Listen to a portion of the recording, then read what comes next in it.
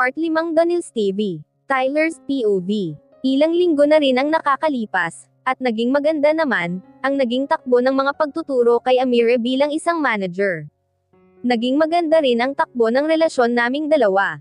Ngayon ko lang naramdaman, kung paano ingatan ang isang babae, at kay Amira ko lamang ito nagawa buong buhay ko. Bigla kong naalala si Pamela, ang babaeng nakatakdang ipakasal sa akin, ngunit hanggang ngayon, ay hindi ko pa rin pinapakasalan, dahil hindi ko siya mahal.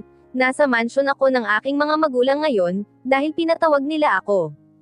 Alam ko naman kung ano ang pag-uusapan namin ngayon, pero nagpapanggap ako na walang alam, dahil ayoko silang ma-disappoint, sa oras na sabihin ko sa kanila na may mahal na akong iba. Hi Mom, Dad. So, what's the important matter? Wika ko sa kanila, nang pumapasok na ako sa loob ng malawak na silid tanggapan.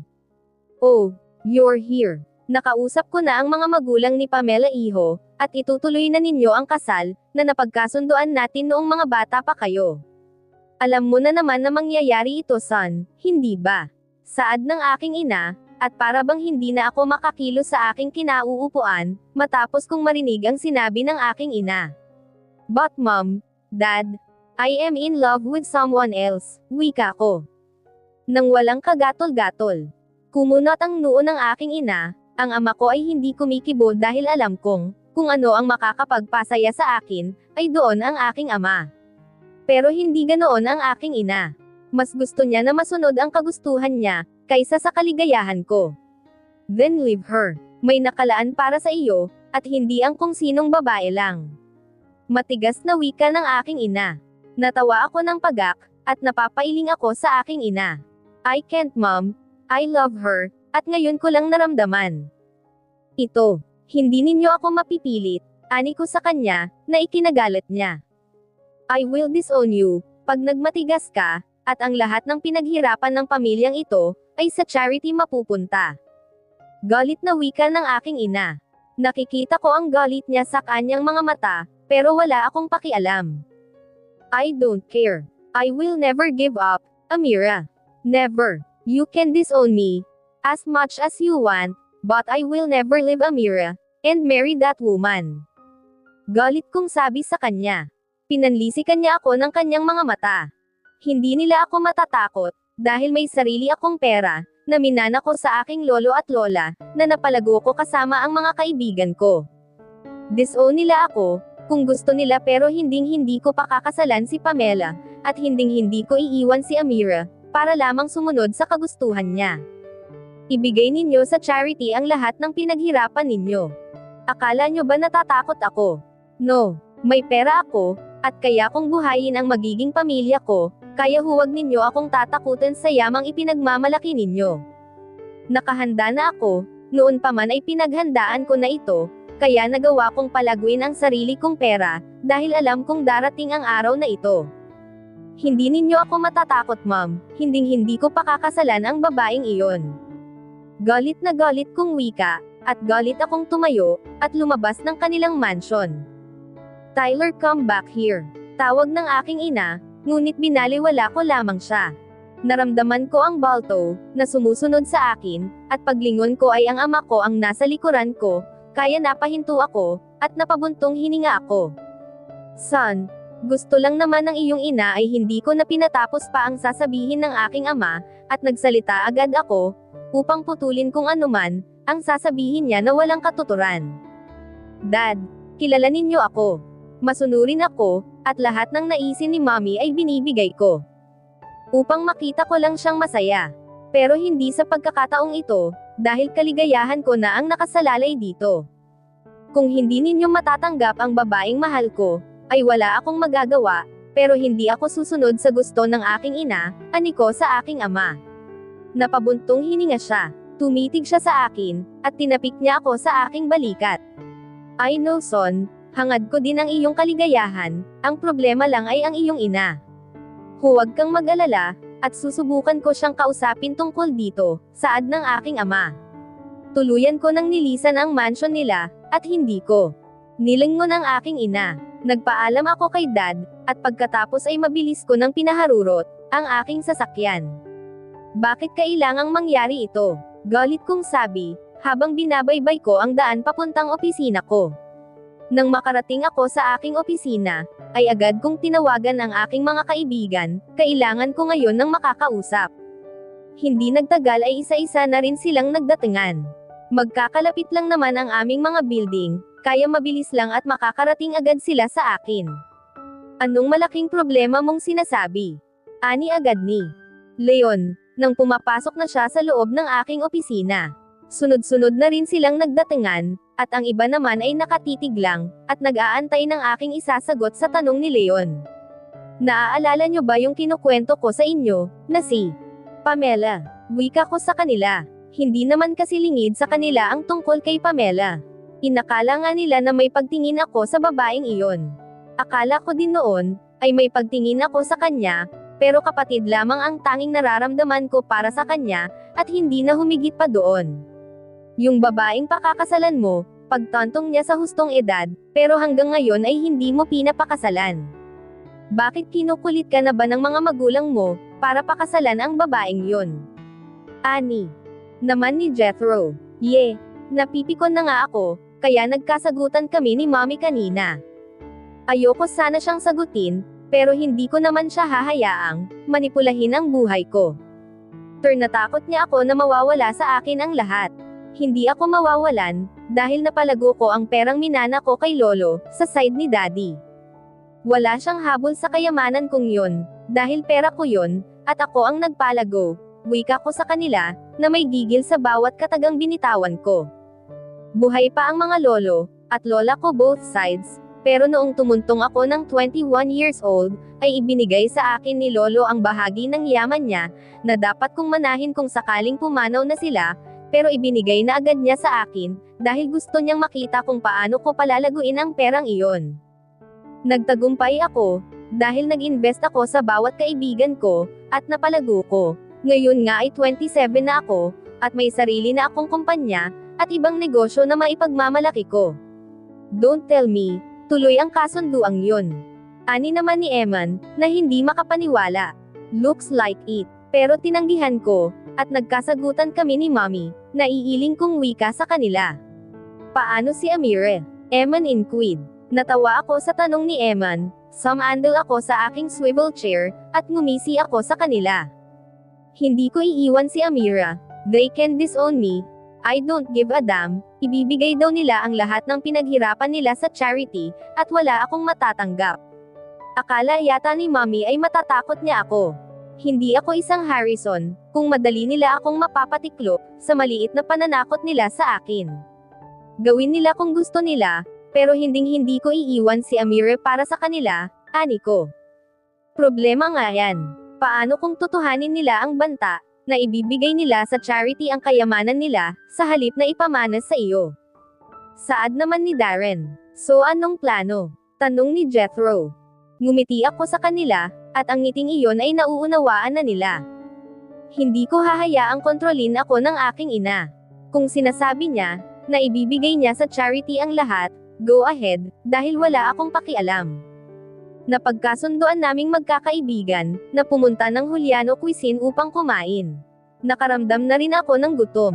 Paglabas ko ng aking opisina, ay nakangiting sekretarya ko ang sumalubong sa amin, na tila ba inaakit ako, kaya natawa ako, dahil wala talagang pinipiling oras ang babaeng ito, basta inatake ng libog, kahit yata sa harapan ng mga kaibigan ko, ay babuka ka ito sa akin.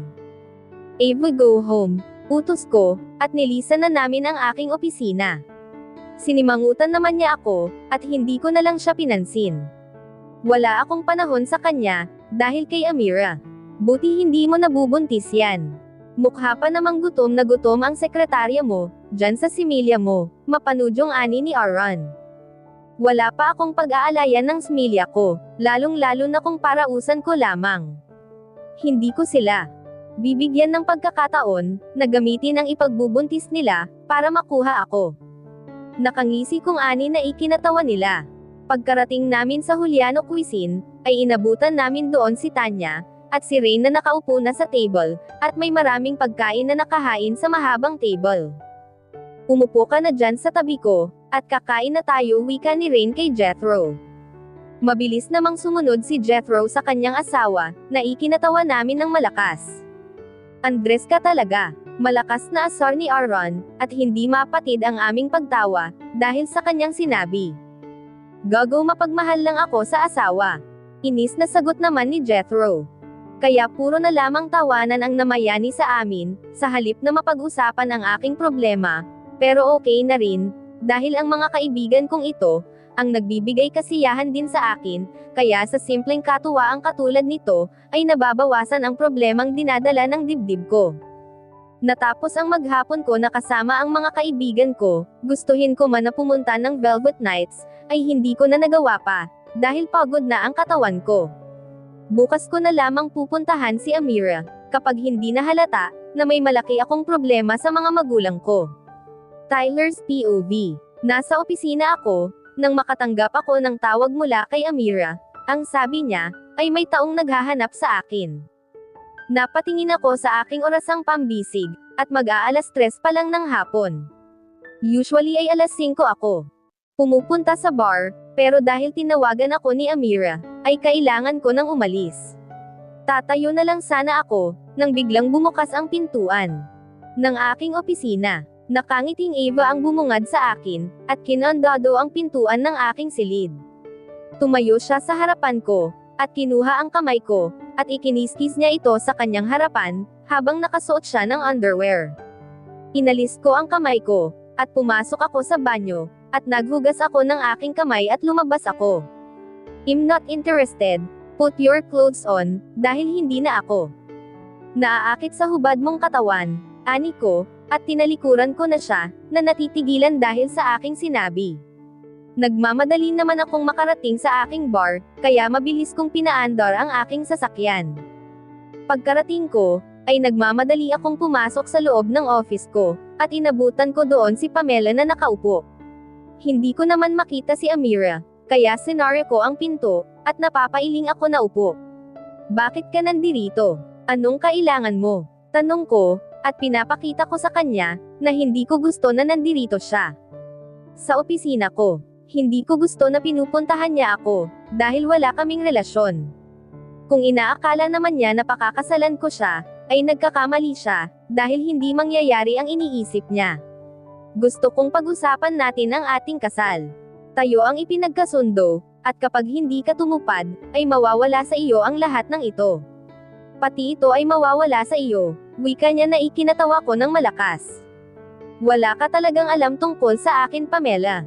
Ang lahat ng nakikita mong ito, maging ang building na pinupuntahan ko, ang Tyler Industry, at ang Tyler Corporation ay pag-aari ko, galing sa pera ko, kasama ang bar na ito, at ang iba ko pang business, na kasama ang mga kaibigan ko, ay pera ko.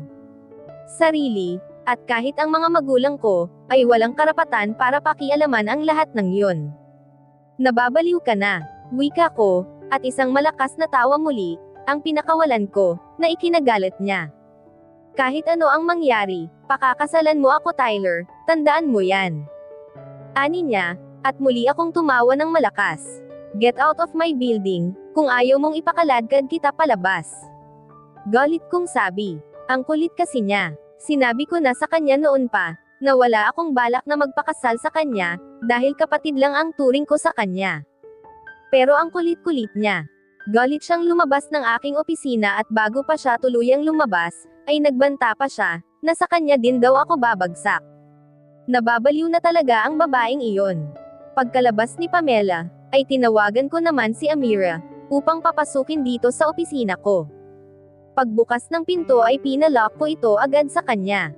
Nagtaka man si Amira, ay sinunod pa rin naman niya ako.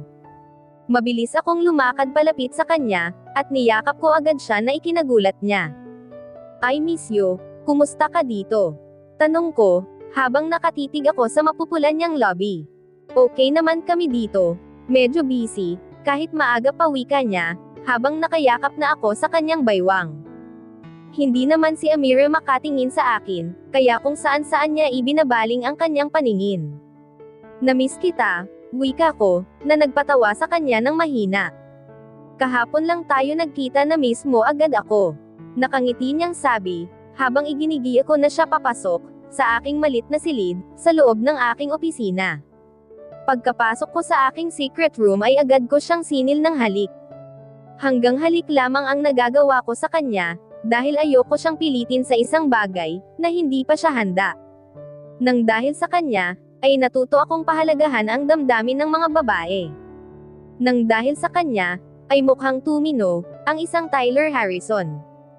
I love you Amira. Ngayon ko lang ito naramdaman, gusto kong malaman mo, na mahal kita, at sigurado na talaga ko sa nararamdaman ko. Bulong ko sa kanyang tainga, at nakita ko ang pagpatak ng kanyang mga luha. I love you too Tyler. Akala ko hindi ko na ulit maririnig sa iyo, ang mga katagang pinapanabakan kong marinig muli mula sa iyo. Ani niya at niyakap niya ako ng mahigpit. Ang puso ko ay naghuhumiyaw, sa sobrang kagalakan dahil sinagot ako ng babaeng mahal ko. Oh my God! Ngayon lang ako nakaramdam, ng ganitong kasiyahan sa puso ko. Oh God! Hindi ako makapaniwala, na ganito pala kasarap ang magmahal, at mahalin din. Sagot ko, at pinahid ko ang luhang sumilip sa gilid ng mata ko. Sinil ko si Amira ng halik, habang ang kanyang luha ay hindi tumitigil sa pagdaloy. Marahan kong inihiga si Amira sa aking kama, at pumatong ako sa kanya, at pinakatitigan ang kanyang mukha. Siniil ko siyang muli ng nag-aalab na halik, pababa sa kanyang leeg na ikinaungol niya ng mahina. Unti-unti kong tinanggal ang saplot, na bumabalot sa kanyang katawan, at tumambad sa akin, ang napakaganda niyang kahabdan, at wala akong sinayang na sandali, inangking ko si Amira. Napadapa ako sa kanyang ibabaw, na tila ba pagod na pagod ako sa sobrang ligaya, dahil sa babaeng aking kaniig. I love you baby, wika ko, ngunit pagtingin ko sa kanya, ay mukhang nakatulog na ito, napangiti ako at hinalikan ko siya sa lobby, at dahan-dahan akong umalis sa kanyang ibabaw. Napangiti ako, nang makita ko ang bahid ng dugo sa puting sapin ng kama, at may pagmamalaking, ako ang nakauna sa babaeng mahal ko. Tumabi ako sa kanya, at binulungan ko siya, iingatan kita at pananagutan ko, kung ano man ang nangyari sa ating dalawa. Ikaw ang mahal ko, handa kong ibigay sa iyo ang aking bakas, hanggang sa dulo ng buhay ko, ani ko, at muli ko siyang hinalikan sa kanyang lobby. Mahal na mahal kita Amira. Nagpapasalamat ako sa Diyos dahil dumating ka sa buhay ko, nagpapasalamat ako sa Diyos, dahil ikaw ang ibinigay niya sa akin, I love you with all my heart, bulong ko. Umungot lamang siya, at hindi ko alam kung naririnig niya ako. Napapangiti ako, habang pinagmamasdan ko siya, hinding-hindi ako gagawa ng isang bagay, na maaari ko siyang masaktan. Mahal na mahal ko si Amira, at kaya kong ialay ang aking buhay para sa kanya. Amira's POV. Masaya akong ipinagkaloob ko, ang pagkabirhen ko kay Tyler, at hindi ko ito pinagsisisihan, dahil mahal na mahal ko siya. Halos 2 linggo na rin ang lumipas, mula nang may nangyari sa amin, at nasundan pa iyon halos gabi-gabi. Ngayon nga ay naghahanda na ako, ng almusal namin ng aking ina, at paawit-awit pa ako habang nagluluto. Ibang kaligayahan ang nararamdaman ko, dahil alam ko, kung gaano ako kamahal ni Tyler, at pinanggako niya sa akin na pakakasalan niya ako, kapag natapos na ang problema niya, sa isang kumpanya niya na nakabase sa ibang bansa. Hindi ko alam kung kailan siya babalik, wala pa kasi siyang sinasabi sa akin, pero ngayon pa lang ay sobra ko na siyang namimiss, kahit kakaalis pa lang naman ni Tyler. Pero nangako naman siya sa akin, na magpapakasal kami kahit sa huwes lang muna, para makasiguro na hindi na kami magkakahiwalay pa, pagbalik niya. Mukhang ang saya-saya ng anak ko. Natutuwa ako, at nagkakaigihan kayong mabuti ni Tyler. Napakabait niyang bata, at nakikita ko naman kung gaano kanya kamahal. Nakangiting ani sa akin ng aking ina. Maganda lang po ang gising ko nanay, at ako din po ay masaya, dahil napakabait ni Tyler sa akin. Mahal na mahal niya po ako nanay, saad ko sa kanya, at humalik pa ako sa kanyang pisngi. Maaga ba anak ang pasok mo ngayon? Ang aga mo naman kasing nagluluto, at nakabihis ka na rin. Wika niya sa akin. Opo nanay, may mga aasikasuhin po kasi akong mga papeles, na pinapaayos ni Tyler. Medyo marami-rami din po kasi ang mga yon, kaya kailangan ko nang simulan, para pagbalik niya, ay okay na ang lahat. Wika ko. Huwag kang masyadong magpapagod anak, ayokong masyadong napapagod ang mahal kong anak. Gusto ko kahit wala na ako sa mundong ito, ay mananatili kang masaya, at iyang bracelet mo ha, lagi kong sinasabi sa iyo, na huwag mong aalisin iyan, dahil yan lamang ang palatandaan ng pagkatao mo. Ang bracelet lamang na yan, ang makapagtuturo, kung sino ka talaga. Ani sa akin ni nanay. Nanay, bakit ka naman nagsasalita ng ganyan? Ayoko po na nagsasalita kayo ng ganyan, malungkot kong turan sa kanya. Anak, nagpapaalala lamang ako, ingatan mo mabuti ang bracelet mo, dahil suot mo na yan ng gabing napulot kita. Alam ko na ang initials na nakasulat dyan, ang magtuturo ng tunay mong mga magulang. Wika niya at muli kong pinagmasdan ang suot-suot kong bracelet. VMR, ano nga kaya ang ibig sabihin ng initials na ito? Bulong ko sa aking isip, habang pinagmamasdan ko ang bracelet. Hindi ito mumurahing bracelet, kung titignan mo ito, ay alam mong nagkakahalaga ito ng malaking pera. Huminga ako ng malalim, at nagkibit-balikat na lamang ako. Kain na po tayo nanay, para hindi naman kung ano-ano ang naiisip mo. Wika ko, at iginiya ko na ang aking ina sa hapagkainan. Matapos ang masaya naming agahan, ay naligo na ako, at nag-ayos para makapasok ng maaga, matraffic pa naman, at ayokong malate sa trabaho ko. Mag-aalas 9 na, nang makarating ako sa bar, at dumiretso na ako sa aking opisina. Habang nakaharap ako sa laptop, ay mabibining katok ang pumukaw sa akin. Pasok, bumukas ang pintuan nito, at isang napakagandang ginang ang iniluwan nito, na seryosong nakatitig sa akin. Good morning po, ano pong maipaglilingkod ko sa kanila? Bati ko sa napakagandang ginang, na nasa aking harapan. Nakakaramdam ako ng kakaiba, sa way ng pagtingin niya sa akin. Hindi ko alam pero kinakabahan ako. Amira Valdez, right? Tanong niya na ikinagulat ko. Sino ba ang ginang na ito, at bakit kilala niya ako? Papaano niyo po ako nakilala? Upo po kayo ma'am, nakangiti kong wika, at agad din naman itong umupo sa upuang nakaharap sa lamesa ko. Iha, napakaganda mong bata, ngunit hindi na ako magpapaligoy-ligoy pa. Gusto na kitang diretsahin, para naman matapos na ang pag-uusap na ito, wika niya sa akin, at sa hindi ko malamang kadahilanan, ay biglang kumabog ang aking puso, dahil nakaramdam ito ng takot. Matinding takot na hindi ko alam kung saan nanggagaling. My name is Daniela Harrison, mother of Tyler Harrison. I like you iha. I really do, pero tatapatan na kita. Ang anak ko ay ikakasal na sa anak ng aking amiga, at siya ang gusto kong pakasalan ni Tyler, hindi ikaw. Buntis si Pamela, at dinadala niya ang anak nila ni Tyler, kaya kung maaari, ay huwag mo sanang sirain ang kanilang pagmamahalan, at huwag mong aalisan ng ama, ang aking magiging apo. Hindi ako matapobreng tao, nagkataon lang na naipangako namin, na ipakakasal namin ang mga anak namin, kapag tumuntong na sila sa tamang edad. Nagmamahalan sina Pamela at si Tyler, pero nating ka, at sinisira mo ang kanilang relasyon, inaalisan mo ng karapatan, ang magiging apo ko sa kanyang ama.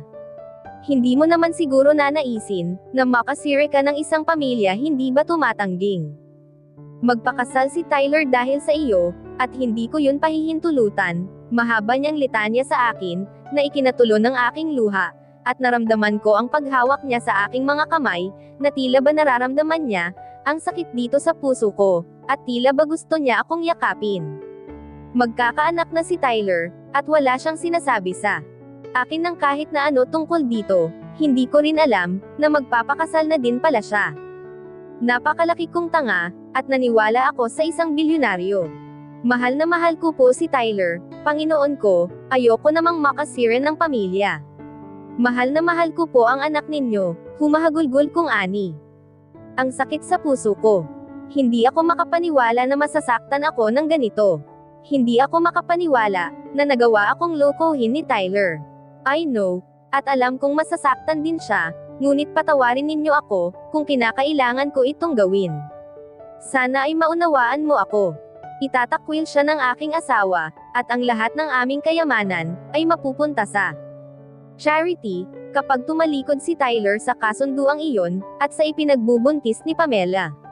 Napakahalaga sa pamilyang ito, ang pinaghirapan pa ng mga ninuno namin. Kung mawawala ang mga ito, dahil sa pagpili sa iyon ng aking anak, ay para na rin niyang tinalikuran ang mga pinaghirapan ng aming mga ninuno.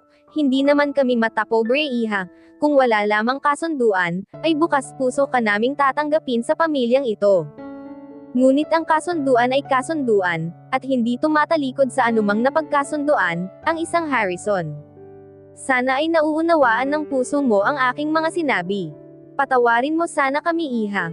Wika niya, at napayukik na ako sa aking table, at doon ko na naibuhos ang lahat ng sakit na nararamdaman ko. Humagulgol ako ng humagulgol, hanggang sa wala na akong mailuha pa. Si Tyler ay nasa France, dahil inaasikaso niya ang business namin doon, at sa 1 linggo pa ang balik niya, kaya ngayon ako naglakas loob na kausapin ka. Sambit niya pang muli, tumango-tango lamang ako, upang ipakita sa kanya na nauunawaan ko ang lahat. Alam kong nasa France si Tyler, dahil bago siya umalis, ay kaming dalawa ang magkasama, at nagpakalunod kami sa aming pagniniig. Umangat ang aking mukha, at pinunasan ang aking mga luha.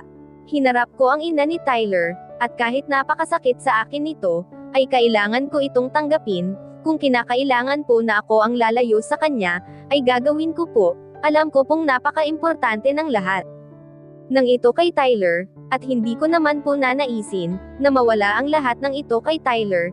Ayoko rin po na mawalan ng ama, ang batang dinadala ng kanyang kasintahan, kaya kung pagpapakasal po sa anak ng nyong kaibigan, ang magpapanitili nito sa kanya, ay buong puso po akong magpaparaya. Mahal na mahal ko po ang anak nyo, at hindi ko po nanaisin na makita siyang naghihirap, nang dahil lamang po sa akin. Makakaasa po kayo, na ito na po ang huling araw, na makikita ninyo ako dito. Umiiyak kong sabi, na halos maghalo na ang sipon, at luha ko. Niyakap niya ako ng mahigpit, kaya naman napahagulgol na ako sa kanyang balikat. Ang sakit na malaman na magkakaanak na pala ang lalaking mahal ko. Nagsinungaling siya sa akin, niloko niya ako. Hindi ko gustong saktan kayo, sana ay mapatawad mo ako. Kung wala lang kaming kasunduan, ay nanaisin kong ikaw ang pakasalan ng aking anak. Napakabuti ng iyong puso, iha. Wika niyang umiiyak na rin. Hindi ko maintindihan, bakit nagkakaganito. Naghiwalay ang aming mga yakap, at isa-isa ko nang kinuha ang aking mga gamit, at nagpaalam na rin ako sa kanya, at mabilis akong tumakbo palabas ng building, na tumutulo ang aking mga luha. Pagka-uwi ko sa bahay, ay napansin kong maraming tao sa pinto na nakikiusyoso. Anong meron? Nakita ko din ang sasakyan ni Kuya Adrian, at Angelo sa tapat ng bahay namin. Papalapit ako ay biglang lumabas si Kuya Angelo, na lumuluha, kaya parang sumikdo ang aking dibdib sa kaba, at takot na aking nararamdaman ngayon. Kuya Angelo, tawag ko sa kanya, sa nanginginig na boses. Agad siyang nagulat sa akin at mabilis na tinakbo ang pagitan namin, at mahigpit akong niyakap. Anong nangyayari, Kuya Angelo? Si nanay, nasaan si nanay? Kinakabahan kong tanong sa kanya. Si tita, ang nanay mo, wala na si tita, Amira. Pagkasabi ni Kuya Angelo, ay para akong kandilang unti-unting nauupos, at nawalan ng malay. Nagising na lamang ako, sa isang silid na puting-puti ang dingding at siling. Nagpalingon-lingon ako, at nakita ko si Kuya Adrian, na nakayukik ang ulo sa lamesang maliit, na tila ba matutulog. Kuya Adrian, tawag ko sa kanyang pangalan. Nagtaas ng ulo si Kuya Adrian, at doon ko lamang napagtanto na umiiyak pala ito. Kuya Adrian, si nanay po. Tanong ko sa kanya, kahit alam kong wala na ito. Amira, si tita wala na. Inatake siya sa puso, at huli na nang dumating kami, dahil wala na siyang buhay. Sorry kung hindi namin siya inabutan. Patawarin mo kami, kung napabayan namin ang nanay mo. Umiiyak niyang ani sa akin. Hindi yan totoo, sabihin mo nagbibiro ka lang. Hindi yan totoo, maawa kayo sa akin, sabihin ninyong hindi yan totoo. Hindi ako iiwanan ng nanay ko, hindi niya ako iiwanan, kaya tama na ang pagsisinungaling mo sa akin. Umiiyak kong sigaw, habang pilit akong tumatayo. Sabihin mo nagbibiro ka lang. Hindi totoo ang sinasabi mo, dahil buhay na buhay si nanay, nang umalis ako kanina. Parang awa mo na Kuya Adrian, sabihin mo sa akin na hindi yan totoo. Sigaw ko sa kanya nang dumating kami ay huli na Amira, wala na siyang buhay. Malamig na siyang bangkay, nagdala kami ng pagkain sa kanya, pero wala na talaga, patawarin mo kami, dahil hindi namin nailigtas ang nanay mo, umiyak niyang sabi, kaya halos magwala ako sa kinahihigaan ko, at pilit akong tumatayo. Please Amira, tama na, kailangan nating tanggapin, na wala na si tita, upang matahimik na rin siya sa langit. Paano siya matatahimik, kung makikita kanyang ganyan? Wika niya habang yakap-yakap niya ako. Lahat na lang ng taong mahal ko, wala na sa piling ko. Bakit kailangan kong maranasan to Kuya Adrian? Ibalik ninyo ang nanay ko, parang awa na ninyo, hindi ko kayang mabuhay nang wala siya, kaya nakikiusap ako, ibalik ninyo ang nanay ko, humahagulgol kong wika sa kanya. Para akong mababaliw, sa lahat ng nangyayari sa akin ngayon, sobrang sakit ng mga nangyayari sa akin ngayon. Tama na yan Amira, gusto ko ring malaman mo, na pina-cremate na ni Mommy ang katawan ng nanay mo, ikaw na lamang ang hinihintay, upang mabusbasan ito, at isasama na siya sa mga abong na kahilera, kasama ang mga lolo at lola natin, wika niya, at halos mamatay ang aking puso sa sobrang kirot na nararamdaman nito. Kinuha na sa akin ang lahat-lahat, wala nang itinira sa akin, pati ang kaisa-isang tao na nagmamahal sa akin, ay wala na din, dahil kinuha na siya sa akin ng Diyos. Wala na si Tyler, pati ba naman ang nag-iisang taong nagmamahal sa akin ng walang katumbas ay kinuha pa rin sa akin. Amira, kanina ay nandirito ang iyong doktor, may gusto daw siyang malaman, tungkol sa suot-suot mong bracelet, kaya babalik din siya oras na magising ka. Wika muli ni Kuya Adrian. Nang bumalik ang doktora, ay pinaliwanag niya sa akin, na ang suot-suot kong bracelet, ay pag-aari ng mga Rojas at ang batang may suot-suot nito, na nagngangalang Vera Madi Rojas, ay nawala noong 4 na taong gulang pa lamang ito, nang kusa itong lumabas ng sasakyan at hindi napansin ng driver. Tinawagan niya, ang sinasabi niyang tunay kong mga magulang, at kinuhanan niya din ako ng sample para sa gagawing DNA testing. Nawala ang kinikilala kong ina, ngunit mukhang sa pagkawala ng isang inang nagmahal sa akin, ay ang pagbabalik naman ng aking tunay na pamilya. Ngunit wala nang makahihigit pa sa pagmamahal, na ibinigay sa akin ni nanay, at kung bibigyan ako ng pagkakataon ng Panginoon, ay hihilingin ko sa kanya na ibalik na lang niya sa akin ang aking ina. Hindi ko kaya ang sakit na nararamdaman ko ngayon, hindi ko kaya ang sakit na lumulukob ngayon, sa pagkatao ko. Ang pagkawala ng 2 taong minamahal ko, ang pumapatay sa akin ngayon. Sobrang sakit, at para akong mababaliw, na hindi ko na maintindihan kung ano ang dapat kong gawin. Kuhanin niyo na lang din ako Panginoon ko, dahil hindi ko kaya ang mabuhay, nang wala silang pareho sa buhay ko. Bakit napakalupit naman sa akin ng tadhana? Ano ba ang nagawa kong kasalanan, para masaktan ako ng ganito? Hindi ko kaya, hindi ko na yata kayang mabuhay pa. At dito na po nagtatapos, ang 5 kabanata ng ating kwento, at sanay muli niyo po akong samahan, sa mga susunod pang kabanata.